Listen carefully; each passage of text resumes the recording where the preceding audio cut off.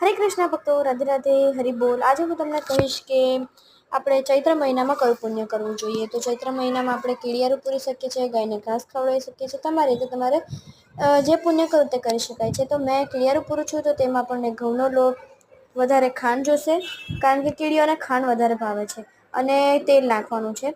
આ સામગ્રી નખાઈ ગયા બાદ તેને સરખી રીતે હલાવી લેવાનું છે. તેમાં તેલના કોઈ ગાંઠા ન રહેવા જોઈએ, અને તેને સરખી રીતે મિક્સ કરી લેવાનું છે. આપણે ચૈત્ર મહિનામાં પુણ્ય કરવું તે સારું કહેવાય છે, અને આજે ચૈત્ર મહિનાનો છેલ્લો દિવસ છે. તો તમે આજના દિવસે પણ પુણ્ય કરી શકો છો. આજના દિવસે પણ તમે દાન કરી શકો છો, કોઈ પણ ગાયને ઘાસ ખવડાવી શકો છો.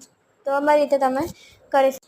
કીડિયારું એટલે પૂરવામાં આવે છે, કારણ કે ચોમાસામાં તે લોકોને ખાવાની શોધ ના કરવી પડે, તેથી કીડિયારું પૂરવામાં આવે છે. અને આપણે ઉનાળો અત્યારનો સમય છે, તો ઉનાળાના સમયમાં તમે ચકલીઓને, કબૂતરને ખાવાનું નાખી શકો છો, પાણી આપી શકો છો.